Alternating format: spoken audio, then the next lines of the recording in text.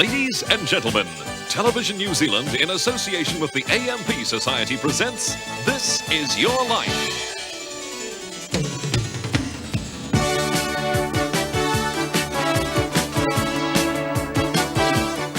Good evening and welcome to This Is Your Life. Tonight you're going to be meeting one of our country's heroes, a person that most of us have heard of, but very few of us really know that much about.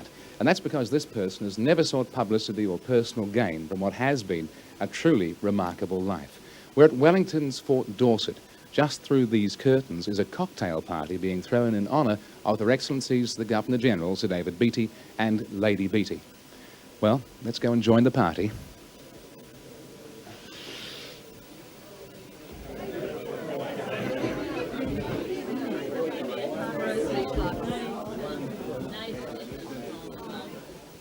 Your Excellency, I'd like to apologise for intruding on your cocktail party this evening, but then you do know exactly why I'm here, don't you? Yes, I do.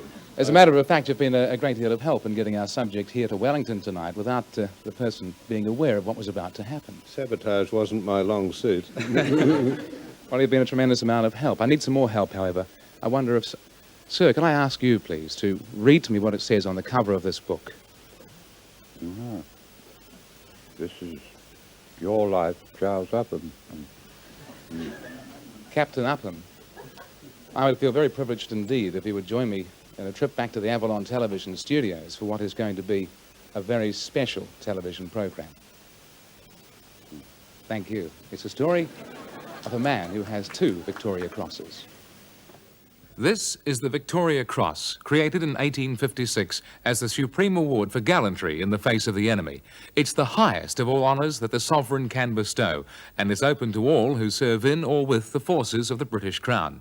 Since its inauguration in 1856, only 3 people have been awarded the VC twice. This double Victoria Cross is known more correctly as the VC and Bar. In the Second World War, 196 Victoria Crosses were awarded. Only 1 person received 2. His name was Captain Charles Upham.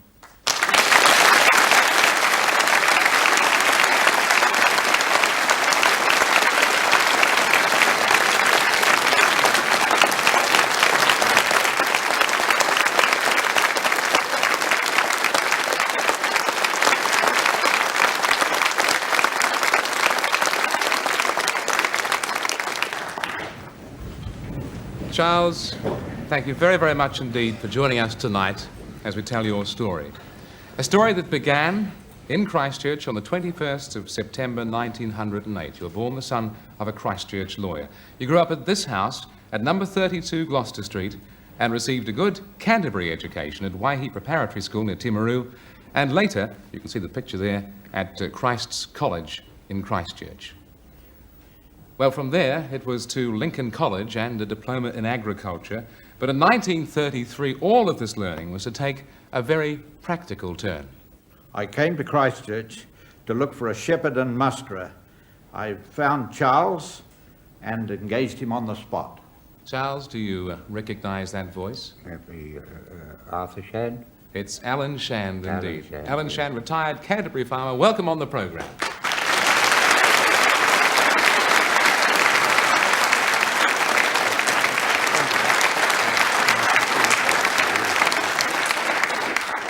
Alan, I'm glad you came up from Canterbury to join us. Take a seat. Tell me, you were that sure of this gentleman that you gave him the job on the spot? Oh, absolutely. He showed a remarkable ability to appreciate any situation, and he always had his priorities correct, and he got on with the job. He did a good job for you, obviously, but he had some very strong characteristics. One of them, I think, was his attitude towards the animals that he worked with. Yes, he was the kindest man I think I've ever seen to his horse and his dogs and all animals. And it was nothing for him to go out of his way to get that little extra piece of feed for his animals, whether it was his horse or his dogs or other people's horses or dogs. Well, looking back with the benefit of hindsight, Alan, can you look at this gentleman here with this remarkable life story? Could you say that in those days there was something that stood out to you about him as a person? Yes, there were many qualities, Yeah. apart from all those I've mentioned, Yes. but Well, we're absolutely pleased that you came on the show tonight to tell us a few things about those early days of mustering with Charles in Canterbury. Alan Shand, thank you for joining us on This Is Your Life. Ladies and gentlemen.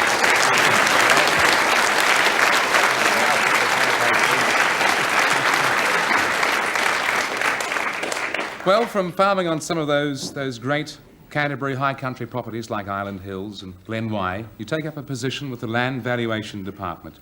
They described you, I think you remember how, wasn't it? An educated, experienced rough diamond. How did you feel about that? Well, in 1939, with the Nazis on the move in Europe, you volunteered to join the army, and it's not long before you're in the advance party of the 20th Battalion and off to North Africa. Along with many other young New Zealanders drawn from all walks of life, you're part of the 20th Battalion under the leadership of the then Lieutenant Colonel Howard Kippenberger. The first action for the 20th was in Greece. It ended with the withdrawal to the island of Crete. And if ever the description, out of the frying pan into the fire, fitted, then this was the time.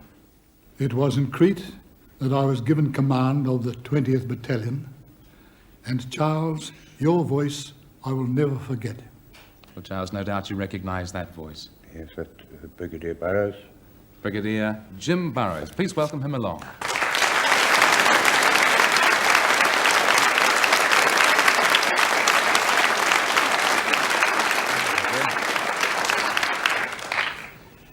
Brigadier Burrows, please join us here on the set of This Is Your Life. Welcome along.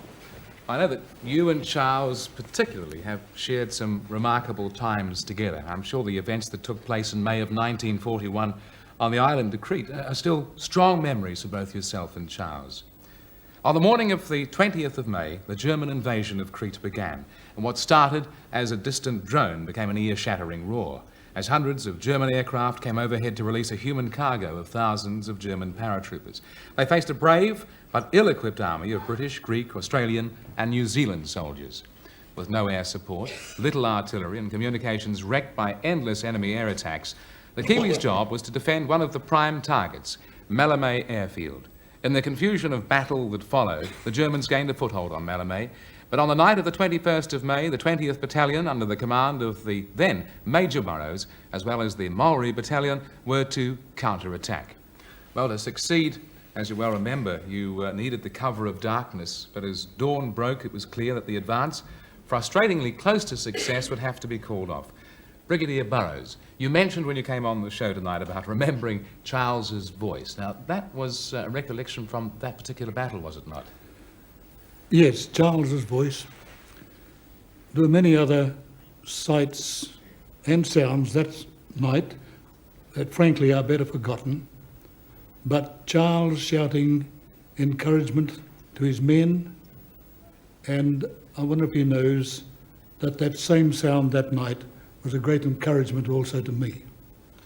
So this was the beginning of Charles's first Victoria Cross, was it not?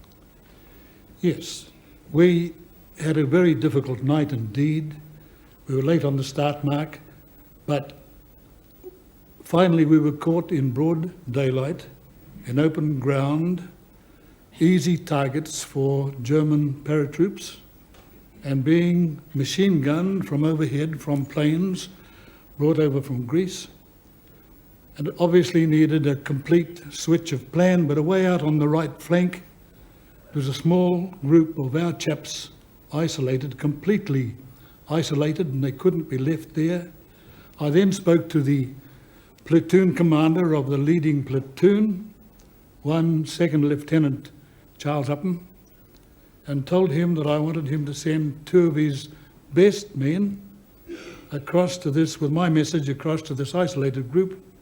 Charles watched him then, put a corporal in charge of what was left of his platoon, and with Corporal Dave Kirk, set out frankly on this mission himself because it was too dangerous to give to anybody else, in his opinion. And they set out on a mission which, quite frankly, gave little hope of survival, much less of success. And how they succeeded, of course, is written into Victoria Cross citation. Well, you mentioned Dave Kirk, and Charles, we have another surprise for you tonight. With us from Greymouth, your platoon corporal that morning on Crete, would you please welcome Dave Kirk?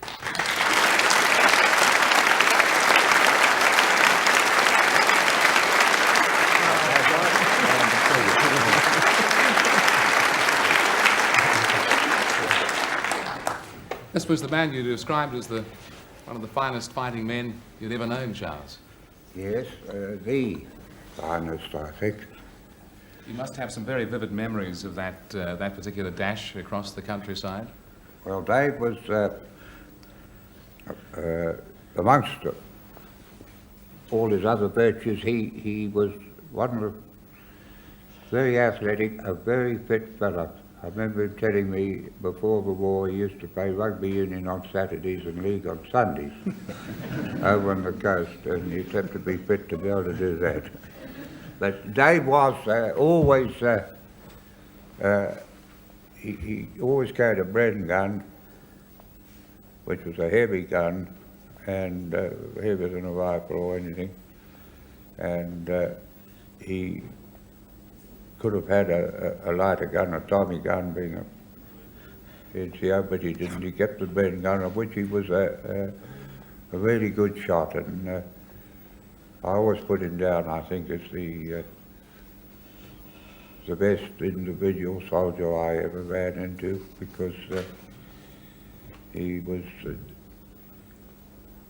I believe he nearly did peg out in hospital at one time, but I never saw him any time when he wasn't just bursting to go, whether it was food or whether we'd had sleep or not sleep. And Charles, you mentioned that he was a good shot, and I think there's a memory that Dave has about that dash after you'd been across to these men and told them that there was a change of plans. You had a rapid trip back to your previous position, Dave, and you came under some heavy fire on an exposed piece of land. What happened? Yes, Charles, you possibly remember when we came upon those two machine guns opened up on us, and I think we probably hold the record 50-yard dash till we struck that fold in the ground when we managed to get a bit of cover. But the thing that always sticks in my memory and made me laugh at the time, the only time I think I laughed on Crete, when as soon as we got there, your first words were very caustic and colourful condemnation of the poor shooting of the German. Well, I didn't quite see it that way, because we'd just come through into the amount of lead that was whistling past my ears. I considered they were pretty good shots. Dave, for your courage alongside Charles that day, and others on Crete, you were awarded the Distinguished Conduct Medal. Brigadier Burrows, you know Charles as well as anyone. What kind of man is he? That's a pretty difficult question to answer, Bob, but tonight you're unfolding a story about a very brave, gallant man. I think it would be a pity if he were remembered only for that, because those of us who served with Charles know also that he was a very good leader. The men had confidence in him because of the very high standards that Charles set, both for himself and for the men under his command. They trusted him because they knew he always put their welfare, their safety before himself. They trusted him above all because he would never set them to do anything that he wouldn't do himself. Now, Charles was a fine, fine leader, and on top of that, quite frankly, he's the softest, most kind-hearted character that you'd meet in a day's march.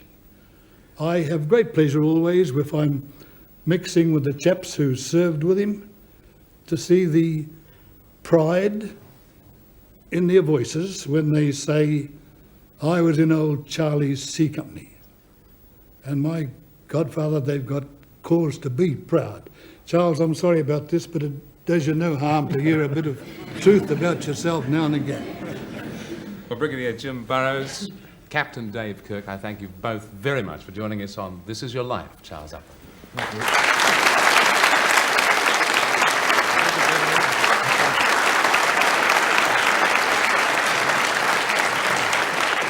Well, the Battle for Malomé Airfield was just one of the many historic actions that took place on Crete. And what followed, as you all drew to the embarkation beaches at Sfakia, is well recorded by the military historians. Our next guest remembers those days very well. Charles, you're a great soldier, a good mate, and the best bloody scrounger in the business. Do you recognise the voice? Yes, is that Den Fountain?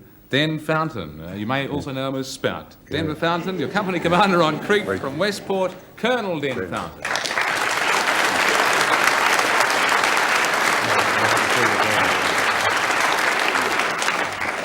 Well, welcome along, Den. What was this about Charles being an expert scrounger? That sounds pretty intriguing. Well, Charles, I do apologise for using that word scrounger. It's not appropriate. But you were the... What's the word? Pretty handy at coming by things, or? He was the big chief who acquired things for the use of his own troops and the welfare of them, and also the conduct of the army. But I do assure you, he never acquired those at the expense of anybody else, Charles. Of course, when the battle for Crete was over and the men were being withdrawn off the beaches, you had to give Charles a message that he may not have liked very much. Well, firstly, of course, Charles had dysentery right from the time we were up in Crete Pass in Greece. And afterwards he got winged in Crete itself. And General Kippenberger, or Colonel Kippenberger at that time commanding the 20th Battalion, he instructed me that Charles had to go off that night. He wasn't to be allowed to volunteer to go off with Brigadier Burrows with the rear party on the following night. So I tucked him under my arm and we got him onto the boat and got him back to Egypt again. Right. Well, Colonel Denver Fountain, or should I say Spout, welcome and thank you for joining us tonight on This Is Your Life.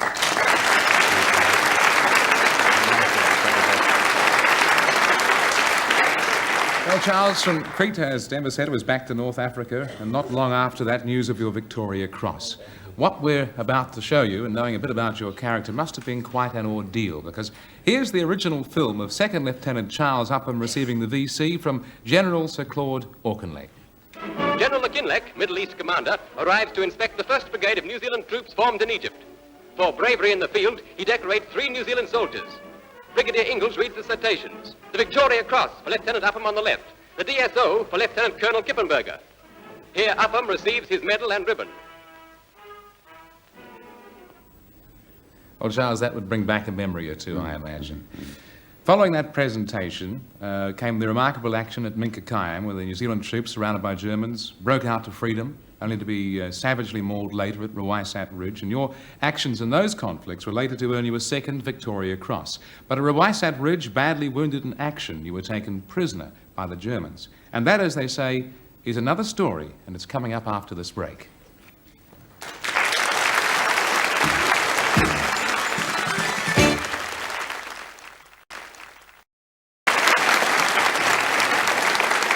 Welcome back as we continue This Is Your Life, Charles Upham.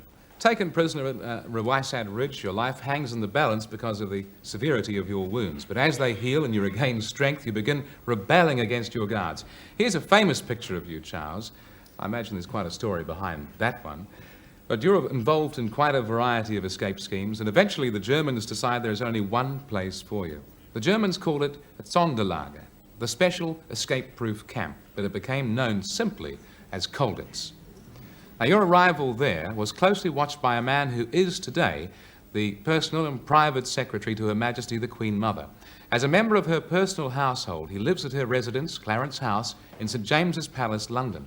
But back in Colditz, he was the camp adjutant. Well, we took our cameras along to Clarence House for this special message from Sir Martin Gilliatt. Charles, I'm delighted to send you greetings on this exciting day when I know that you've been picked out for the This Is Your Life program in New Zealand. After now 41 years, I remember only too well that day, a Saturday in October 1944, when I was adjutant at Colditz, and it was reported to me that a new arrival had just come into the camp. He came from New Zealand, and apparently his name was Upham. None of us had ever heard of you, Charles, at that time. All this business about 2 VCs was totally unknown to us.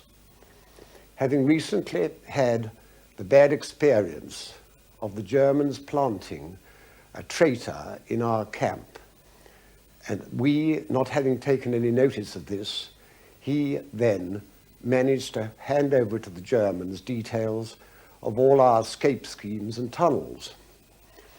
I was determined this shouldn't happen again, so I got hold of the New Zealander I knew best in the camp, a splendid doctor called Fred Moody, and I asked him to go down and check that the Upham we knew had just arrived was a bona fide New Zealand officer.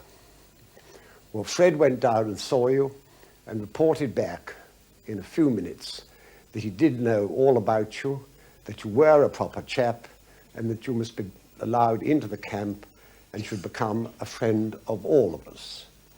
And this you did, and we were together at Colditz until the end of the war from our point of view, when we were released by the Americans.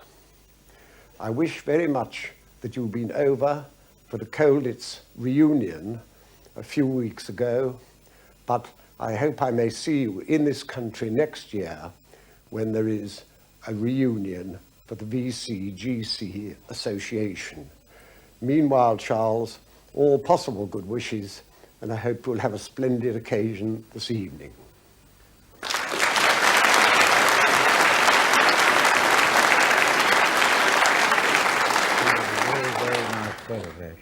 Very nice gentleman indeed. Yes. Well, see how you go on recognizing this voice, Charles. Good evening, Charlie. Or as I said at the time, what do you know, Kiwi? You recognize the voice, Charles? That's Dr. Moody. That's Dr. Fred Moody, indeed. Colditz POW and retired Superintendent-in-Chief of Auckland Hospital Ward, Dr. Fred Moody.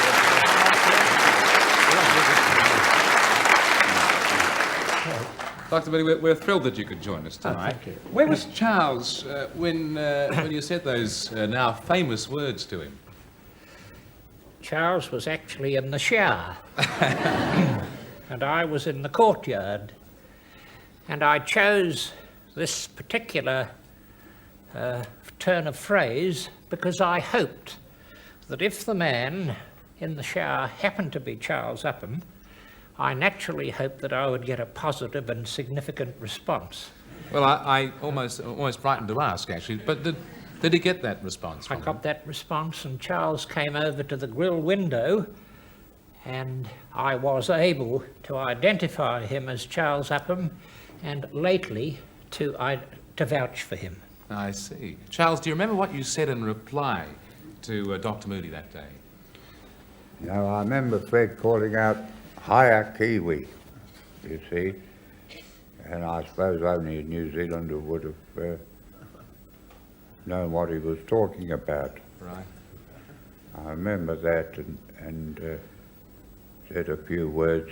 Well, actually, I do have the copy of those words here. If you don't mind, I'll read them out. The words were, "What the hell is this place? It looks bloody awful to me." Had you met Charles before that time, Fred? No. You haven't? No. Well, Colditz was a very hard place. Of course, it was meant to be. But I believe that Charles gave as good as he got. Oh, yes. Oh, yes. Yes. My abiding memory of Charles Upham in Colditz was his uncompromising attitude to German soldiers and German officers and guards. He indulged in irritating them to good cause, because he would come out on parade either with a cigarette or his old pipe in his mouth. On most occasions, Pupka, your old pal Pupka, or Eggers, let him get away with it. But occasionally, Pupka and Eggers objected, and then there was trouble, wasn't it, Charles? Well, Dr. Fred Moody, thank you for joining Charles tonight on This Is Your Life. Ladies and gentlemen.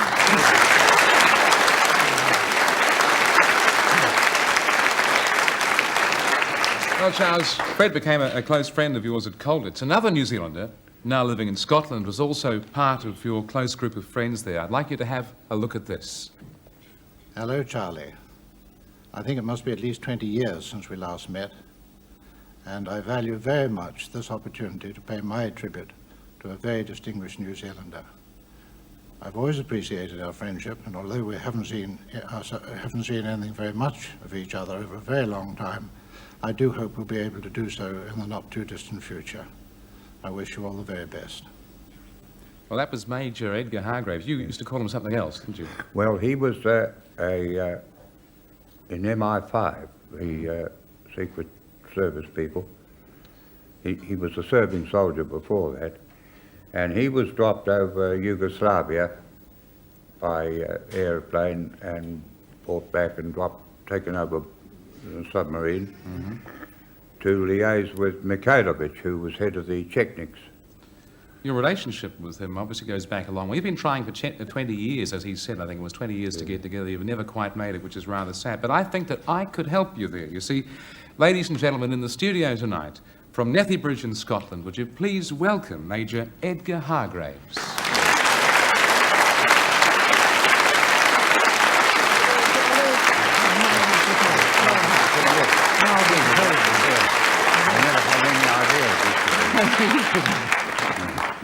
Major, please sit down. You've had a long trip, and I thank you very much.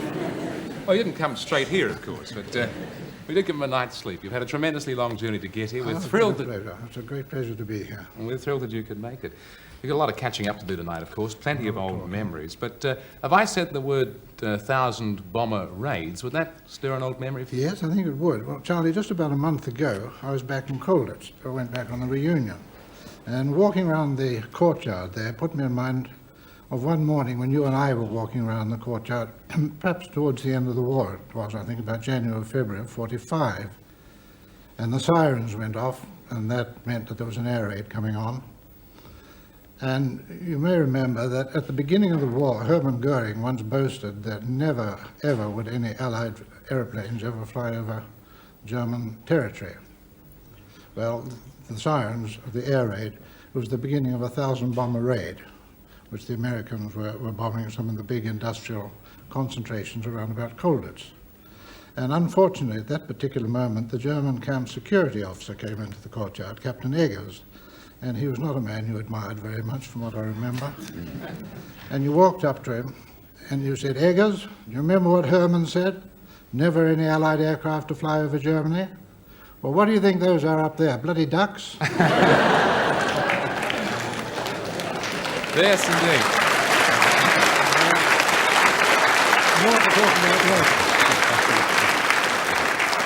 Major Hargraves, thank you very much indeed. There'll be plenty of time to catch up on old memories at the dinner we've arranged for you after the show tonight, Charles. When the war was over, you travelled to England, and a couple of major events took place. One was the official investiture of your first VC, and the other one involved a certain lady. I guess you remember that one pretty well. You going to tell us what it is? Yes, yes. It was... Yes, my wedding. Indeed it was, your wedding. You got married to Molly McTamney. Yes. Where was it? Barton? Barton-on-Sea, right down in near a place called New Milton. Somewhere in Hampshire. Yes. It was certainly a marriage that blossomed. Right on the coast there, opposite the Needles. Well, you know, your wife Molly accompanied you to Wellington for what you thought would be a quiet farewell party to His Excellency the Governor-General. And tonight we have some other members of the family here as well. Ladies and gentlemen, would you please welcome the Upham daughters, Amanda, Virginia and Caroline, accompanied by your two eldest grandsons, David and Charles, and of course...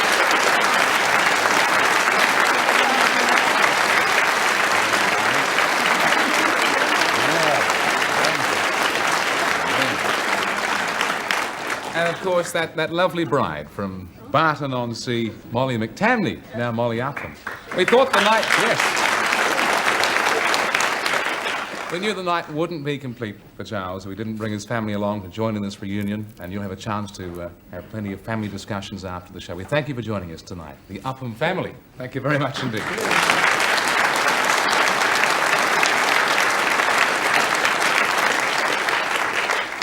Well, Charles, when you arrived back in Christchurch in September of '45, you must have been overwhelmed by the immense public reaction to you. It was announced a few weeks later, of course, that you'd been awarded a bar, or second VC.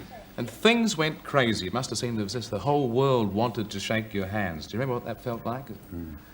Well, from the people of Canterbury came a remarkable gesture. A public appeal was started, and they raised £10,000 to buy you the farm that you'd often dreamed about. I remember how embarrassed you were by the people's generosity, but the solution was typical Charles Upham. Charles, that's the voice of your old friend and wartime comrade, Beau Cottrell. Yeah.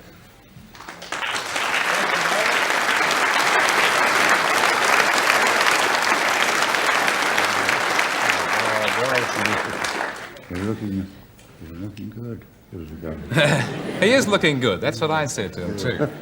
Welcome along, Beau. Your friendship with Charles, of course, goes back to before the war. In those days, you were well known as an All Black. But back home after the war, the public had made this incredible gesture towards Charles. What was his reaction to all of that money? I can't really tell you in proper words. He refused to accept it. Yes. But did suggest the money might be used to have a trust for the sons and children of servicemen. And trustees were set up, and the trust was formed. And the trust carried on and assisted some 88 young people with their lives and education. Well, as you said, Beau, you were very much involved in helping Charles with that trust. And by the way, in case anybody thinks that £10,000 doesn't actually sound that much, do you know how much it's worth today?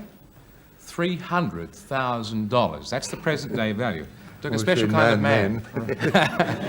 Took a special kind of man to give that away. Well, as the years went by and those sons and daughters of servicemen grew up, the Upham Trust had some money left, and the next step was to be a new award, the Charles Upham Award for Gallantry. It's not given every year, is it, Beau? No. When is it appropriate?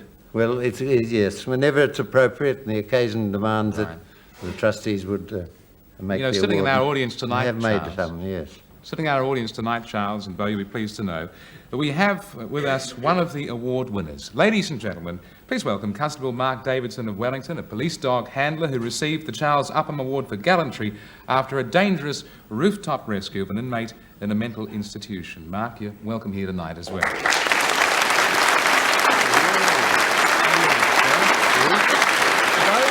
thank you for joining us tonight. Up we get. Ladies and gentlemen, Mr. Beau Cottrell. Thank you for joining us. And now, Charles, joining us a man who can speak with authority on behalf of all New Zealanders. Ladies and gentlemen, please welcome His Excellency the Governor-General, Sir David Beattie.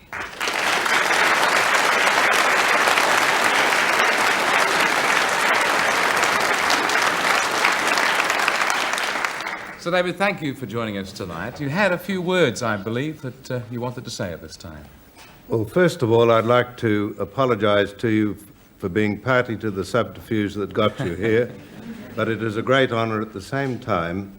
And on behalf of all the people of New Zealand, I would like to thank you for your gallant service in war and your distinguished service in peacetime as well.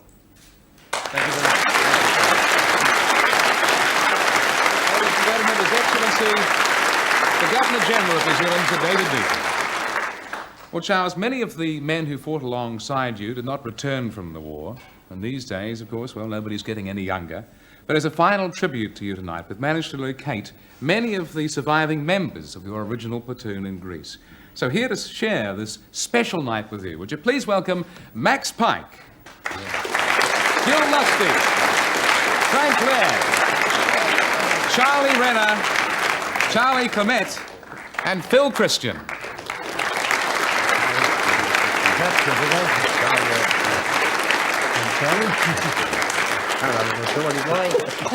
It'll be a nice way to end the show with you amongst some very good old friends. Charles, there's nothing much that I can say that could add to the respect and affection shown to you by people like the gentleman here and the guests we've seen tonight. You gave our country hope in its darkest hours. And so to finish, I would like to quote from a description of you. It was published in a book about the inmates of Colditz. The book is called Detour, and alongside your picture, this is what it said. Captain C.H. Upham, VC and Bar, New Zealand Military Forces. An officer and a gentleman, determination and singleness of purpose personified, loyal, quiet, unassuming, and friendly. Charles Upham, this is your life.